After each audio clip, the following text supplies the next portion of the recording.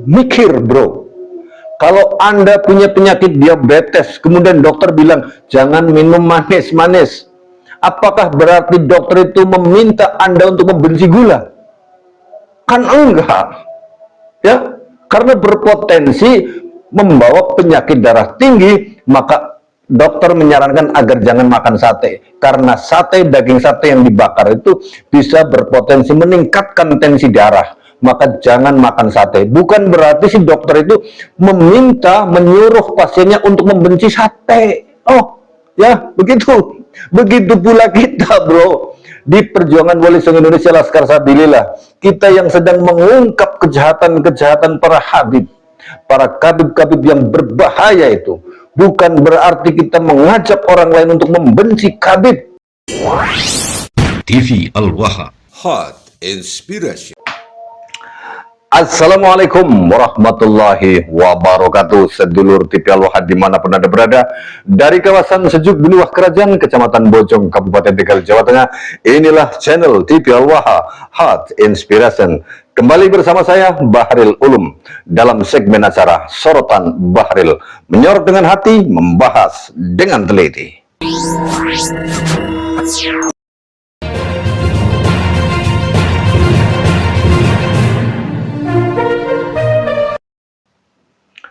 Sedulur TV Al-Waha, Mbak Husnul Khotimah yang sudah kita publis di channel TV Al-Waha ini tentang penderitaan-penderitaannya semasa menjadi istri Habib Taufik Ba'abud dan Muhammad Al-Haddad, dua orang kabib yang membuat hidupnya sengsara lahir batin. Juga kisahnya telah diungkap di majalah Ifakta ini. Anda yang ingin mendapatkan majalah Ifakta tentang derita wanita pribumi Nusantara di tangan Habib imigran gelap, bisa baca di majalah Ifakta ini. Ada di sini di majalah Ifakta ini tentang kawin siri juga ada di sini di majalah ini. Silahkan Anda bisa menghubungi admin TV Al-Waha di 088214998123 Sedulur TV Al-Waha. Anda bisa baca di majalah Ifakta ini. Ini majalah nasional terbitan Jakarta. Nah, Mbak Otim itu ketika videonya, podcastnya dengan TV Al-Waha dengan saya sudah banyak yang nonton, juga banyak yang memposting ulang, mengupload ulang di berbagai platform media sosial, juga telah dimuat di majalah ini. Beliau Mbak Otim banyak mendapatkan semacam intimidasi, menakut-nakuti melalui WA. Dan WA ini bukan hanya dari satu orang, ada juga dari istri Habib. Istri Habib itu bilang begini nih, di WA-nya, Bahril Ulum itu berbahaya, pembenci Habib.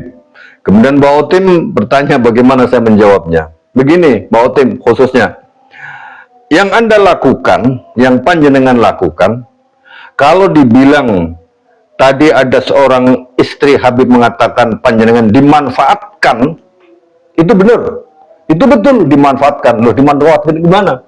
Segala sesuatu yang terjadi pada diri panjenengan, penderitaan-penderitaan yang ada pada Mbak Otim, itu adalah sebuah yang bermanfaat. Manfaat apa? Manfaat untuk membongkar kebohongan-kebohongan dan kejahatan-kejahatan para baklawi, para habib yang mengaku sebagai keturunan Nabi Muhammad SAW. Kenapa kita harus bongkar?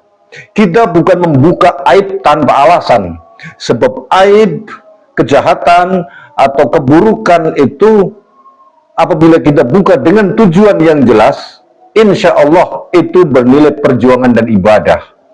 Berbeda ketika kita menceritakan aib seseorang itu dengan tujuan yang tidak jelas. Itu dosa, hibah namanya. Namun ketika ada tujuan yang jelas, maka itu tidak disebut sebagai hibah. Karena ada sebuah tujuan yang ingin dicapai dari menceritakan hal-hal keburukan para kabib itu. Di antaranya adalah untuk menyelamatkan orang-orang lain yang belum paham. Kalau semua hal yang menceritakan tentang keburukan orang lain itu disebut hibah dan berdosa, maka Al-Quran juga berdosa. Kenapa? Kan Al-Quran banyak menceritakan tentang kejahatan orang. Contohnya kejahatan si Fir'aun, kejahatan si Namrud, kejahatan si Kan'an, kejahatan si Lahab, Abu Lahab, Abu Jahal, dan lain-lainnya. Itu toh kejahatan, tapi itu diceritakan di dalam Al-Quran. Kenapa? Apakah itu hibah? Bukan. Itu untuk memberikan pelajaran kepada kita. Itu untuk memberikan ibarat, ibroh, iktibar kepada kita semuanya, agar jangan sampai mengikuti apa yang dilakukan oleh orang-orang yang telah berbuat jahat yang diceritakan di dalam Al-Quran itu. Kan begitu? Demikian pula tentang menceritakan apa-apa yang dilakukan oleh bangsa Kabib yang mengaku sebagai keturunan Nabi Muhammad ini. Ketika kita bongkar, tujuannya adalah untuk menyadarkan warga Nahdlatul Ulama, bangsa Indonesia secara umum, bahwa mereka yang mengaku sebagai dzurriyyah Nabi Muhammad itu tidak layak dan tidak boleh diikuti, karena mereka berbahaya bagi akidah dan bagi kebangsaan. Maka ketika Mbak Otin kisahnya itu diangkat di media, khususnya di TV Al-Waha dan juga di majalah Ifakta ini, itu bukan tujuan untuk menjelekan tanpa maksud yang jelas. Maksudnya adalah jelas, supaya orang lain tidak terjebak menjadi korban-korban berikutnya. Itu sama saja artinya Mbak Otin sedang menyelamatkan banyak orang. Misalkan ada perawan atau janda yang saat ini lagi keblingset atau tergila-gila kepengen jadi istri Habib, dengan melihat kisah sedih panjenengan, dengan membaca kisah sedih panjenengan di majalah Fakta ini, dengan mendengar penuturan panjenengan di TV Al-Waha dan medsos lainnya yang mereupload TV Al-Waha, maka mereka menjadi sadar. Ketika mereka sadar kemudian tidak jadi mau diperistri oleh kabib-kabib yang ternyata berbahaya, maka biidznillah, insya Allah saya yakin panjenengan mendapatkan pahala mautim.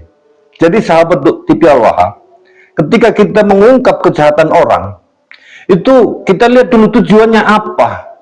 Dan kepada istri Kabib itu tadi yang mengatakan Bahril Ulum itu berbahaya, berbahaya bagi kalian. Kalau bagi kami warga pribumi, ya tidak bahaya, saya juga nggak merasa bahaya. Kalau saya dianggap berbahaya oleh golongan Habib, luar biasa itu, keren. Keren ya, keren itu dianggap berbahaya. Artinya jangan salah para Kabib, ya Kabib lanang, Kabib wadon, kami bukan membenci Habib, jangan salah.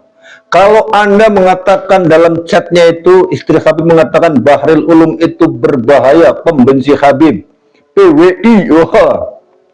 Saya jelaskan ini, perlu Anda gunakan otak Anda, jangan Anda gunakan isi perut Anda. Ya, ini para Habib, para muhibin, para Habib lanang, Habib wadon, jangan gunakan isi perut Anda, tapi gunakan isi kepala Anda. Satu misal begini, kalau ada orang diponis darah tinggi, tidak boleh makan sate, umpamanya dokter bilang ini jangan makan sate karena berpotensi menjadi darah tinggi.